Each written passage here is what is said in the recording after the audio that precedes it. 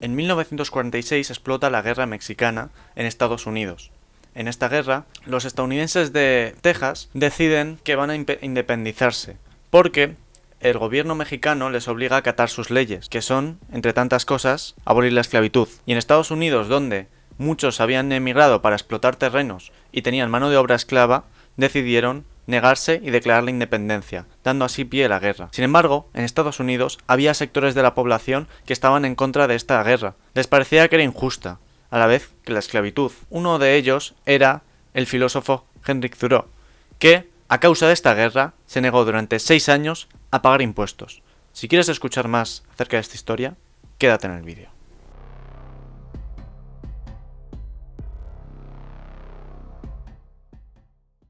Para entender por qué Henry Thoreau actuó de esta manera, hay que entender primero los puntos fundamentales de su filosofía. Principalmente esta historia la podemos encontrar en el texto Desobediencia Civil. Podemos encontrar las razones. Henry Thoreau pertenece a una corriente filosófica llamada el trascendentalismo americano. Esta corriente se inspira en dos ideas. La primera es el idealismo trascendental de Kant. Habría mucha importancia en la estética y cómo en el conocimiento de esta naturaleza, esta estética primera, se pueden llegar a términos de la justicia. La otra vertiente es el romanticismo, que de alguna manera contaminaría este trascendentalismo, es decir, esta filosofía del cómo se pueden conocer las cosas con una exacerbada confianza en poder llegar a conocer las cosas en sí. De tal manera, para Henry Thoreau, la justicia se puede conocer a través de la naturaleza, es decir, uno puede conocer la naturaleza de las cosas a través de sus propios sentidos, de su propia sensibilidad.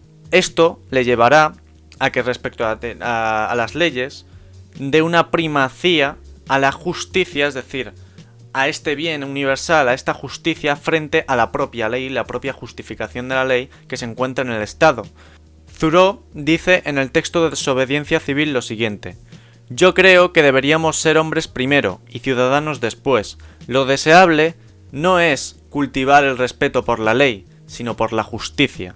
Es decir, para Thoreau, ser hombre significa tener principios, es decir, tener una serie de valores que uno ha llegado a ellos a través del conocimiento experiencial de la naturaleza, y por tanto tener un conocimiento de la justicia, de lo que es bueno. Así, vemos cómo para Thoreau hay una primacía de la moral frente a las leyes. Esto justificará la idea de la desobediencia civil. La desobediencia civil se fundamenta en el desobedecimiento de las leyes porque estas leyes son injustas, son ilegítimas. Para que entendamos esto, leamos el siguiente fragmento. Si la injusticia forma parte de la necesaria fricción de la máquina de gobierno, dejadla así, dejadla. Quizás desaparezca con el tiempo. Lo que sí es cierto es que la máquina acabará por romperse. Si la injusticia tiene un muelle o una polea o una cuerda o una manivela exclusivamente para ella, entonces tal vez debáis considerar si el remedio no será peor que la enfermedad. Pero si es de tal naturaleza que os obliga a ser agentes de la injusticia, entonces os digo, quebrantad la ley. Esta idea de la desobediencia civil le llevó a Thoreau a desobedecer las leyes y negarse a pagar impuestos. El propio Thoreau asistía al recolector de impuestos a decirle por qué le parecía injusto el apoyo a la guerra mexicana, porque según él, en la guerra mexicana se estaba intentando aumentar la esclavitud e ir en contra de ese imperialismo americano que se estaba desarrollando en los estados del sur. Al final, Thoreau se pasó durante 6 años sin pagar impuestos, y esto le llevó a que le metieran en la cárcel. En el texto de Desobediencia Civil, Thoreau cuenta su experiencia en la cárcel. Aunque no consiguió absolutamente nada, sí que se sintió luego más justo por ello. Aún así, solo estuvo una noche, pues al día siguiente un conocido suyo pagó la contribución que él decidió no pagar. Sin embargo, la historia de Thoreau no termina aquí. Años después también haría un texto llamado La esclavitud de Massachusetts, donde se quejaría de la actuación del gobierno al imponer una ley que era la ley de esclavos fugitivos. Esta ley obligaba a que los esclavos que se escapaban de las plantaciones del sur y que buscaban su libertad en el norte, donde la esclavitud estaba abolida y estaba prohibida, tuvieran que ser devueltos a sus dueños del sur. Thoreau atacaba a esta esclavitud, decía que era una esclavitud injusta. Esto lo podemos ver en el siguiente fragmento. La mayoría de hombres del norte y del sur, este y oeste, no son hombres de principios. Si votan, no envían hombres al Congreso con el fin de que sean humanitarios, sino que mientras que los hermanos y hermanas son azotados y colgados por amar la libertad, y aquí debería aludir a lo que implica la libertad, lo que a ellos les preocupa es la mala administración de la madera, el hierro, la piedra y el oro. Haz lo que quieras, oh gobierno, con mi esposa e hijos, mi madre y hermano, mi padre y hermana. Yo obedeceré tus órdenes al pie de la letra. Sin duda me dolerá que los lastimes, que los entregues a capataces, que los persigan con sabuesos o los azoten hasta la muerte. Pero, de todos modos, yo seguiré pacíficamente mi destino en esta hermosa tierra, hasta que tal vez un día, cuando me haya puesto de luto por sus muertes, logre persuadirte de que te moderes. Esta es la actitud, estas son las palabras de Massachusetts. Así definía Thoreau la actitud que tenían en Massachusetts, donde aceptaban esta situación que él creía bastante injusta.